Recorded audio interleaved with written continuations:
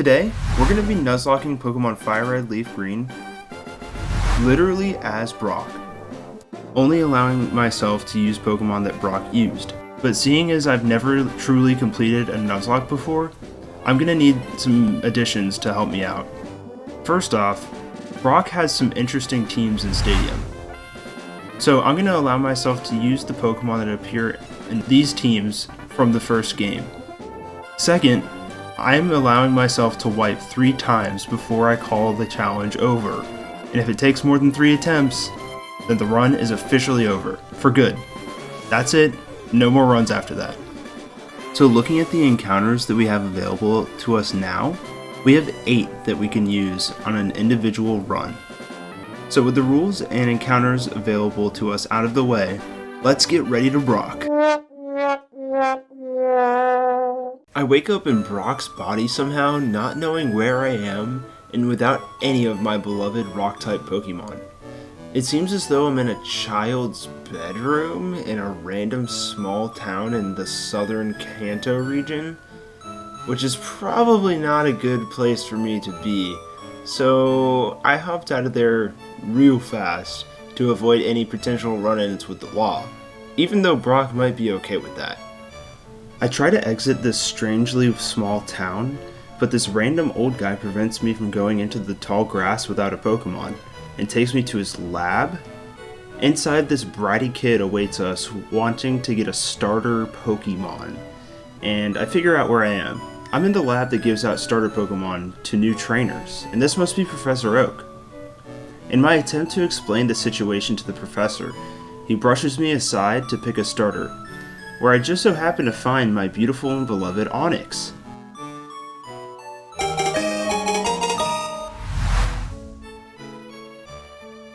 Did this Oak guy try to steal my Pokemon? Maybe he just got it from his supplier. I'll have to try and find the rest of my team somewhere throughout the region. Regardless, I went ahead and took my Onix back and tried to escape, when this brat really gave his best effort in defeating the first gym leader right after getting his starter. Talk about a time save. Even with Onix's infamously low attack stat, his defense was able to hold while Bulbasaur over here only knew tackle.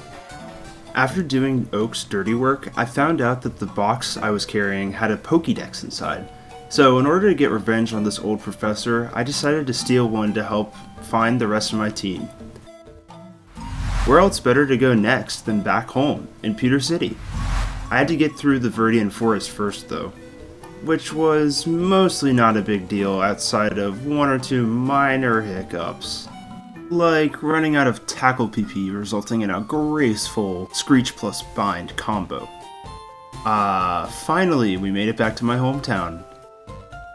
I think it would make sense to see what's going on at the gym since I've been gone. Wait a minute, what's going on here? There's an impersonator that has taken my position as gym leader. How did this happen? What did I do to deserve this? I gotta take him down to get my spot back as gym leader.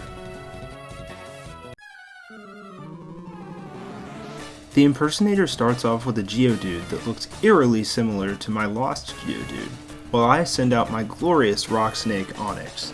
With my impersonator's Pokemon sharing the same defensive stats as my own, I had to resort to spamming Screech in order to take him down. In the end, for little Geodude though, the defense curls were not enough to save it from fainting.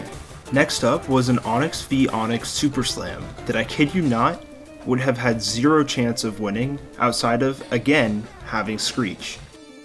After getting a few Screeches in, it was almost too easy whittling down Onix's health compared to the impersonator's team's efforts combined on our Onix, especially after getting 2 crits in a row. And with that, we've defeated the impersonator with ease, allowing us to resume our position as gym leader once again. But there is one last problem, that being the fact that the rest of my Pokemon are still missing. And I think the best next place to look for them is Cerulean City, where Misty, a good friend and fellow gym leader, might be able to help out. Since I need to be gone for a while, I'll allow the impersonator to reside here until I get back. Along the way to Cerulean City lies Mount Moon, where I somehow ended up finding my Zubat. This Pokemon is essential to the run because it counters a few of the counters that rock and ground types usually have a hard time dealing with, so I'm happy to pick it up here.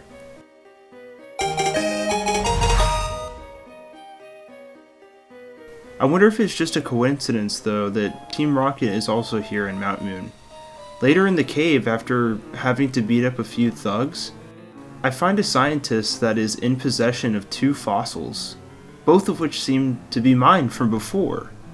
But somehow this evil rocket scientist was able to revert it back to its fossil form. Is Team Rocket somehow involved with the stealing of my Pokemon and my sudden disappearance? And if that's true, how was Oak able to get a hold of my precious Onix? Anyways, I was just barely able to sneak stealing one of my fossils back before getting out of there. Oh, and I totally wasn't worried about how my Onix almost died of overworld poison damage because there was an antidote right here. And there I was, Cerulean City. Now that we arrived, I realized that we were going to need to prepare ourselves. Now that we know that an impersonator was at my gym post, I don't see why the same couldn't be true for the rest of the leaders in Kanto. So I figured we'd take the north route to get some training done, when that bratty kid tried to get his first badge from me again. This kid sends out a Pidgeotto thinking that it'll do big damage to my rock-type Pokemon. So I bring out Sweet Onix to bring it down with 2 Rock Tombs. Man, this guy's attack stat is really already starting to fall off. Next up is his Bulbasaur, which is somewhat scary, but this is where our Zubat can step in to help. I try to go for a combo of Supersonic plus Bite to get the flinch chance, while Bulbasaur launches a Leech Seed. With Leech Seed residual damage and Sleep Powder strats combined, it's enough to overpower our Zubat, so I try to switch out into Onix, which Bulbasaur is able to take out with a single Vine Whip. Well, this isn't looking too great, so I go back into Zubat and try the same combo, hoping that he doesn't go for Leech Seed again, while I regain some health with the help of Leech Life. Finally, I'm able to take it out with 3 HP remaining, and in comes Abra, which I use to heal up as much as possible. And then the final Pokemon comes out, Rattata, and I just did not have enough HP left to overcome it, leading to our first wipe. But not all hope is lost. We still have 2 wipes left, and we got some decent information out of this fight. I boost up my Pokemon once again, and track down this stinky kid once more to get his badge back, because he clearly does not deserve it. This time, I'm ready. I lead with Onix hitting 2 Rock Tombs just like last time, and switch into Zubat for support on Bulbasaur, who puts me to sleep for 3 full turns before I wake up and retaliate with a supersonic hit into a Bite Flinch. I start losing HP too fast, so I switch to using Leech Life to gain a little back. And Zubat is eventually able to push through until Bulbasaur faints. Again, I regain health on Abra, and then I switch back into Onix to resist Rattata's normal type moves, and easily overcome the small purple creature. And that's how it's done. We took back our badge, and continued on our merry way to Misty's gym. But before I went inside to check it out, I realized that if we were going to have to battle, I wouldn't be able to win without Zubat evolving. Which doesn't happen until level 22, unfortunately, so I raised the level cap to 22 for this gym to reflect that. Upon entering the gym, I realized my hypothesis about the other gym leaders were true. There was an imposter holding down this gym instead of the real Misty, and began to wonder why this was happening to us. Regardless, I had to take the impersonator on in order to restore order in the gym. Misty's impersonator sends out a Staryu first, which doesn't pose too much of a threat to Golbat besides its annoying use of Recover and potions to keep itself alive. It unfortunately hits a crit Water Pulse on me, but I came prepared with an Oranberry. Next up is Starmie, but the Oranberry wasn't enough to let me live past 2 Water Pulses, and I end up wiping yet again. This is not looking good. We are already 2 wipes in, meaning that we are on our last life. We gotta stay super careful from this point onwards if we want to figure out what happened to the rest of my Pokemon. So it's time for round 2 yet again, and this time my plan was foolproof. I edged my Golbat's experience so that it would level up off of Staryu fainting. And this time, I was fortunate enough not to get a crit. With the added attack boost from leveling up, Bite does enough to make a 2-hit KO, but Starmie's Water Pulse ends up confusing me. I get hurt by confusion, and the Oranberry gets me back up to 20 HP, but I freak out with Golbat being so low and decided it was worth not risking the confusion chance and switch Onix in, only to be one-shot by Starmie once again. Unfortunately, Onix has fallen, but in his death, he gave Golbat exactly what she needed to get around Starmie confusion-free, leaving the battle with 2 HP. Whew, that was a close one. And I'm super upset about losing Onix because of how great of a performance he's put in up until this point. It'll be a shame to continue a Brock Pokemon only run without his ace, but the show must go on. Now that we know that Misty is missing too, it might be a good idea to take out the other leader's impersonators. So I head over to Vermilion City, where I'm able to find one of my other Pokemon back in its natural habitat, Diglett. Strange. Diglett here must have been able to escape whoever had stolen my Pokemon.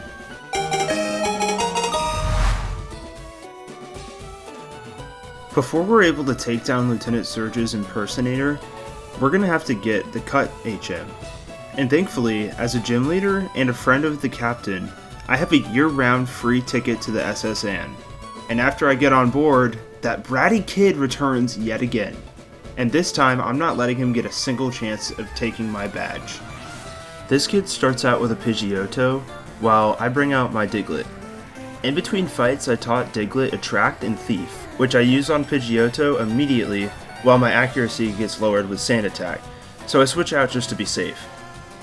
I was trying my best here to not use Golbat so it wouldn't overlevel, but there's no way we could win this fight without her. From here, 2 bites are enough to take out the Pidgeotto, and 1 bite almost takes out the following mon, Kadabra. I was super scared for confusion, but thankfully Golbat gets the flinch, which lets her take out the Kadabra, and unfortunately overlevel. Raticate comes out just to be destroyed by the bite flinch yet again. Golbat is absolutely cooking this kid's team, and it isn't showing any signs of slowing down with Ivysaur out. I'm able to outspeed and one-shot it with Wing Attack. Nice and easy. And with that out of the way, we're able to visit our old friend, the captain, and receive the HM for Cut. Now it was time to leave the SS Anne and take on Lieutenant Surge's impersonator. Unfortunately, since Golbat overleveled, I'm going to be taking on this gym with only my Diglett. While it might seem scary at first, I'm confident we are getting through this gym without any issues. So without further ado, let's see what this impersonator can do. He starts off with a Voltorb, which I'm easily able to take out with Dig. Next up is Pikachu, who attempts to evade another Dig, but Diglett hits through the double team. Finally, Raichu attempts to run the same evasion strat, which starts to affect Diglett. Raichu hits a hard quick attack, but I'm able to live on 3 HP. Thankfully, I equipped a Citrus Berry to heal back up, and eventually break through double team to get the badge. Now with 3 impersonators down, I think it's time to get a move on to Erica's gym. But in order to get there, we need to take the long way around through Rock Tunnel. Before we go though, I'm able to use Cut now to sneak into the museum in my own hometown to find my Aerodactyl back into fossil form. Team Rocket must have needed a safe place to hide it, and right in my hometown no less. I can't wait to get a hold of these thieves and make them pay for stealing my Pokemon. Once arriving in Rock Tunnel, I was able to find a Geodude who, like Diglett, must have been able to escape the thieves' clutches.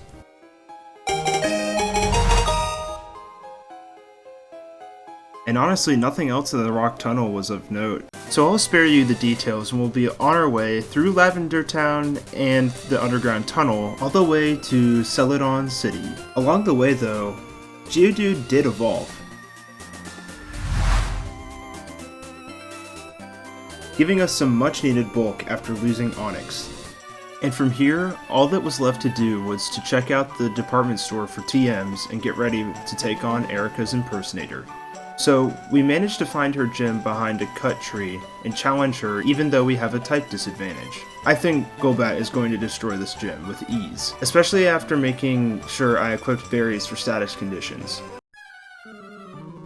She leads off with a Victreebel while I send out my Golbat, immediately going for Confuse Ray while chaining into a wing attack, with Victreebel fainting to confusion damage. Next out comes Tangela, only to be taken back out again with 2 wing attacks. And finally, Vileplume comes out swinging with Stun Spore, which I easily heal off with an equipped Cherry Berry, while Erica heals off the confusion next turn. I hit her with a wing attack and confusion, ending up paralyzed again, but it wasn't enough to stop me from hitting another wing attack to win the battle. Nice! Now that we've taken out half of the impersonators though, I wanted to do some digging on Team Rocket. And after some sleuthing around town, I end up finding a grunt looking at a poster on the wall of a casino. I try to ask him questions about my Pokemon in a civilized manner, but all I get in return are threats. So he attempts to battle me, only to realize that I sort of recognize his Pokemon from somewhere else. Regardless, I take him down and follow him into the Rocket hideout, where I'll hopefully find some answers to where the rest of my Pokemon are. Inside, I'm able to roll through these grunts with Dugtrio's Stab Dig, and fly through the floor puzzles with ease in order to find the lift key. And with this, we're able to get past the grunts guarding the boss of Team Rocket and really figure out what's going on here. And he straight up tells me to my face that, yeah, Team Rocket steals Pokemon from around the world, and that mine probably ended up in his operation somehow. So, filled with rage from his lack of remorse, I go in guns blazing and battle him. He sends out an Onix out of spite, forcing me to recollect on my own, and use my own Graveler to take it out. Which thankfully isn't an issue after 2 magnitudes. And then Kangaskhan comes out, who is easily taken out after rolling a crit magnitude 8. And finally, wait a minute, is that what I think it is? Is that my Rhyhorn? Okay, this guy is messed up, he probably knows it too. Even though I don't want to, Graveler is able to take out my very own Rhyhorn after a few magnitudes. And after defeating him, this guy even calls me a child and runs away. I gotta figure out where he went so I can get my Rhyhorn back. Before opening up the region and going to the next gym leader's imposter, though, I wanted to meet up with the brat and let him know about the Pokemon I saw earlier. So we decide to meet at the Pokemon Tower. And once I get there, I ask him about his Raticate, and he replies by claiming that it's alive. That's a weird way of putting it. But regardless, I tell him that I think Team Rocket have it, and then he threatens to make my Pokemon faint and challenges me to a battle. And even after I beat him, and realizing that yes, his Raticate is gone, he just changes the subject to the Pokédex, as if he doesn't care that his Raticate was taken from him. There's something weird going on with that brat in Oak, and I'm gonna figure it out. Regardless, in the Pokemon Tower, I'm able to pick up a new team member, in Cubone, who's gonna come in handy with some coverage TMs. There also just happened to be some Team Rocket grunts on the top of the tower holding an old man hostage, so I decided to help out. While I was battling one of the grunts though, I did not think about a possible self-destruct, causing ourselves yet another death.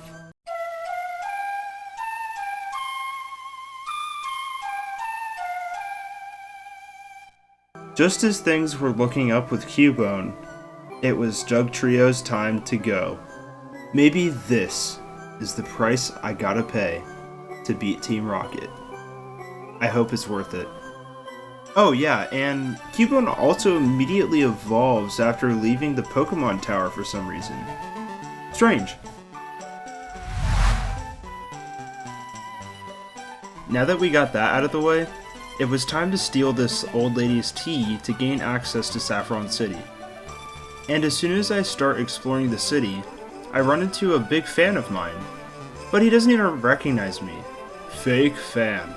The next thing that I wanted to explore was the Silph Co building, so I went inside only to find Team Rocket, yet again. Why are these guys everywhere all of a sudden? But regardless, I took this as an opportunity to hopefully find Giovanni and get my Rhyhorn back. One thing I did learn though from past battles is to plan around self-destruct, which I was able to do pretty well here with Graveler, which somehow granted him an evolution? Seems like a pretty weird method, but you know what, I'll take it. And right after Golem evolved, we got another evolution. Crobat.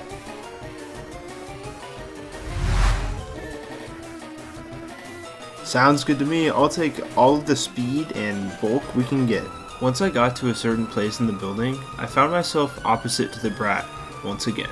I swear, everywhere Team Rocket goes, he goes. He pretends he's only in the building because he saw me entering, but I don't believe it for a second. Besides, he would have to have needed a key card to reach this point anyways, and I didn't see a second copy laying around anywhere. He leads with a Pidgeot, which I'm able to take out with a 5-hit Rock Blast.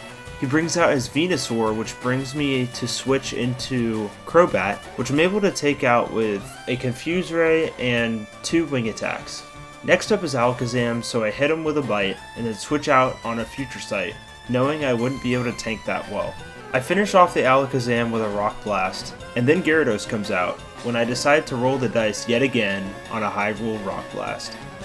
Unfortunately, I only get 2 hits, and I know now that I'm in trouble. I'll turn it over to O Creations Live for this one. Okay, I can't live at Dragon Rage now. No one can, dang it! Who do I sack? And just hope that it doesn't use Dragon Rage. I think we just have to go for it. Dang. Yeah. Okay, I think we go Crobat to outspeed, right? So Giga Drain would be neutral, but I could potentially live at Dragon Rage. I'm gonna do that. No way. I lived! No way! Oh my gosh, that's crazy. Alright, and then all that's left now is Growlithe, so I can just switch into Golem. 7. Oh my god, dude. And with that, I'm able to continue onwards to Giovanni, who's been making me very nervous. But before we do that, something the brat said got me thinking. I have a feeling that after that fight I had with Giovanni, he would have tried to replace his Pokemon with better versions of them. And that got me thinking, I wonder if he threw out my Rhyhorn for a better one. So I went on a little side quest to Fuchsia City, hunting for one in the Safari Zone to see if I could find it again. And sure enough, my theory was correct. I found my Rhyhorn chilling in the Safari Zone, just waiting for me to pick him up again.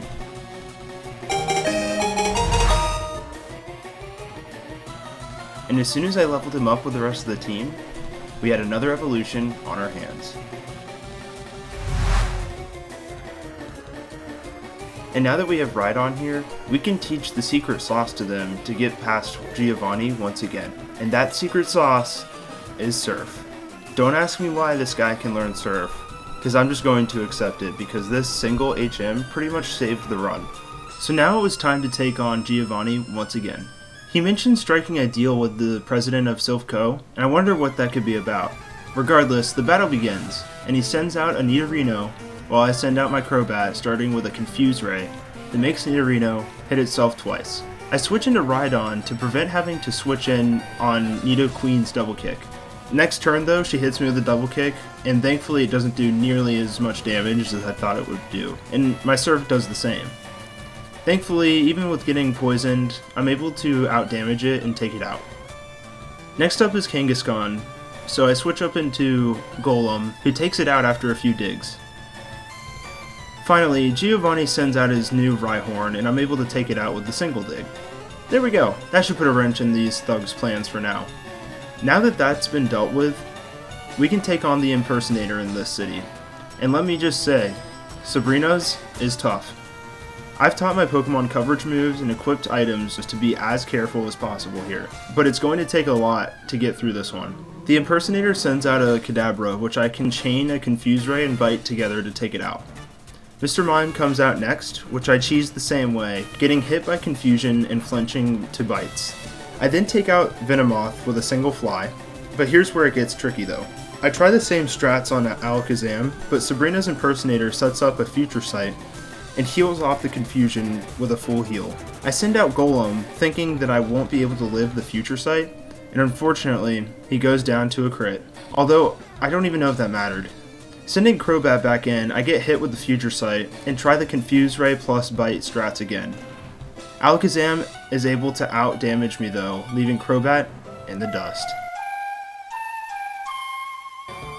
All of a sudden, it was a 1v1. Alakazam versus Rhydon. And thankfully, even after using a Hyper Potion, Rhydon's Stomp was able to take it out. Wow, our team is not looking great. Thankfully, the next gym should be pretty straightforward, being a Poison-type leader. With some of Coco's Pokemon having Levitate, I wanted a higher damaging stab move that could actually hit those Mons. So I looked around and found this move tutor guy that wanted to teach Rock Slide to my Pokemon. Did anyone else know that this guy was here? I've played this game how many times now, and I never knew this? Wild. Anywho, there's not much else to do before taking on Koga's impersonator, so let's give it a go with just my Rhydon here. He sends out Coughing first, which I'm able to take out with 2 stomps, and Muck comes out next, which I one-shot with Dig. The second Coughing goes down the same way as the first, and the Weezing is taken out with 2 Rock Slides. Easy peasy. Now that we have the ability to use Surf though, we have access to 2 new and final encounters to add to the team. We are now able to surf to Cinnabar Island and revive Omastar and Aerodactyl to their natural forms.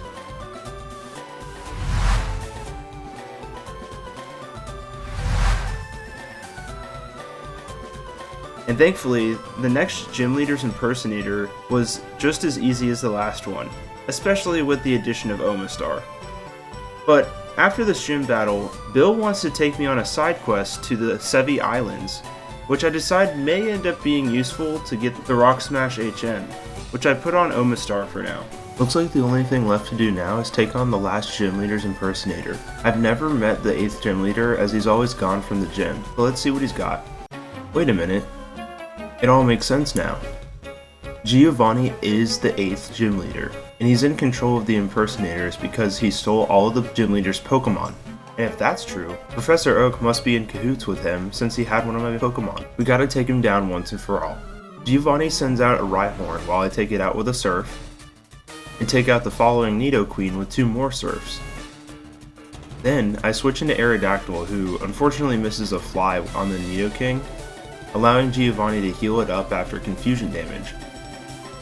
Giovanni then switches into his other Rhyhorn on the next Fly, and I switch into Omastar and knock it out with a Surf, and do the same on the Dugtrio. And guess what I do next? I knock out the Nidoking with another Surf. And there we go, that's Team Rocket defeated. I better warn the Brat about his grandpa. So I met up with the Brat on the way to Victory Road. I started to explain to him that Oak is a part of Team Rocket and that he's been a Pokemon dealer the whole time, but he cuts me off halfway and tells me that he knows. The Brat is in on it too, and he challenges me to another battle to put my conspiracies to rest. He sends out his Pidgeot, which I'm able to take out with Aerodactyl, and then I hit Gyarados with an Ancient Power to fish for the boost. I don't get it, so I switch into Omastar, which is just barely able to outdamage this Gyarados thanks to a Toxic Stall. Out next is Venusaur, so I switch back into Arrow. This may be tricky with Fly strats, as one isn't enough to take it out. Thankfully though, Venusaur goes for Growth in between Flies, allowing me to take it out. Rhyhorn and Growlithe are both taken out to Surf by Rhydon. And Alakazam comes out, which I'm able to take out with 2 Earthquakes thanks to Alakazam going for Future Sight over Psychic. After the battle though, the Brat reveals that he and his grandpa were also kidnapped and had impersonators installed to take their places and train up Pokemon for Team Rocket members to use. It wasn't until just now that they were released from Team Rocket after I defeated Giovanni, so he thanks me and heads towards Victory Road. Now it all makes sense. The Brat wasn't in on it, he was just being controlled. Now that I know the Brat and Oak are safe, I want to raise my concerns of Team Rocket's doings and propose some solutions for the misplaced Pokemon to the Elite Four. I head through Victory Road without any hiccups and enter the Indigo Plateau. I get my team ready for anything, say goodbye to Nurse Joy one last time, and headed through the doors. I come across Lorelei first, who I inform my findings on Team Rocket. Lorelei responds with nothing but normal chit-chat to a regular trainer trying to take on the Elite Four. No, not again. Team Rocket can't keep getting away with this! They must have had control over the Pokemon League too. I gotta defeat them all and get to the bottom of this. It was time to take on probably the hardest matchup of the Elite Four, Lorelei. She starts off with her Dugong that sets up Hail but is easily taken care of with Aerodactyl's Ancient Power, which ends up getting a boost. Next up is Cloyster, who lays down a layer of spikes and tries to stall the Hail damage with Protect. I run out of AP PP, but thankfully I had a Lepa Berry equipped. Jinx is then able to be taken out on a single AP. Lapras then tries to ruin our flow with Confuse Ray, but Aerodactyl is not persuaded, hitting right through it. With Slowbro out, I switch into Omastar, who starts a Toxic Stall, but isn't enough to take it out before Slowbro takes him down. Arrow is able to come back out for the revenge kill, winning us the battle. Alright, first member down. It sucks that we lost our Toxic Stall incrustation, but thankfully, Bruno seems to be a lot easier. So let's get right into it. Bruno's Impersonator starts off with his Onix that somehow outspeeds my Rhydon, but it isn't too much of a problem with my Earthquake. The following Onix goes out the same way. Then Hitmonchan comes out, so I switch into Arrow, and thankfully Hitmonchan only went for Counter here. I can then take it out with a single Fly. And next up is Machamp, who doesn't go down to a single Fly, but thankfully again only goes for Bulk Up in between, allowing Arrow to pick up the kill. Finally, Hitmonlee comes out to be taken down by a single Fly. Well, that went a lot better. I'll take 3 more fights like this, please. With Agatha up next, I'm only somewhat scared because of the ability Levitate, but let's see what happens. Gengar comes out with a Confuse Ray, while the Lumberry I attach snaps Rhydon out of it as it goes for a Rock Slide. From here, Gengar is healed up, but I'm able to take it out with minimal damage. Next up, Arbok goes down to a single Earthquake, while Golbat takes a little more convincing after a Rock Slide. Haunter comes out hitting me with a Curse, which does allow me to pick up the kill with Rock Slide, but I'm getting scarily low on health now, forcing me to switch out on the Gengar, who hits Arrow with a bulky Shadow Ball. Arrow is then able to take out the Gengar with 2 Flies. Hey, this isn't going too bad so far. Let's try not to jinx it though, as Lance is looking pretty tough. In between fights, I make sure to teach Dragon Claw to Aerodactyl for a super effective option.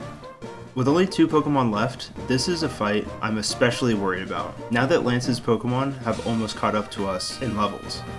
Well, time to get this going. Lance starts out with a Gyarados, which thankfully doesn't know a single water type move, because I guess it's supposed to be covering as a dragon type. Regardless, Rhydon is able to take it out with 2 Rock Slides. Next up is Dragonair, who is taken out with 2 Earthquakes, but not before getting Rhydon down to the yellow. The Iapapa Berry I equipped triggers, giving me back a small amount of health without causing confusion, thankfully. This Dragonair knows Outrage, which hits much harder than Dragon Rage, and thinking that I would survive a single hit after the berry, I go for an Earthquake. But Dragonair gets a crit, knocking out our beloved Rhydon. I begrudgingly send out Aerodactyl, who gets the revenge kill in exchange for a chunky Outrage. Lance then sends out his own Aerodactyl, who somehow outspeeds me with AP as I sink into darkness. But Aerodactyl holds on with 4 HP as he retaliates with his own. Predicting a heal, I get another chance to get an AP boost, which I get, allowing my Arrow to outspeed on the next turn and get the boost again, twice in a row. Now comes the big gun Dragonite. With 2 AP boosts and 4 HP, the only chance I have is to hope that Arrow is able to one-shot the Dragonite with an Ancient Power. So, I go for it, leaving Dragonite on a literal sliver of HP. And from there, Dragonite is able to send out an Outrage that probably killed Aerodactyl twice over, ending the run completely. Now that Lance has defeated me, I guess we'll never know how the Elite Four were still in control of impersonators even after I defeated Giovanni and the evil Team Rocket. But that can't be the end of the story, right? I wonder where the real gym leaders went off to.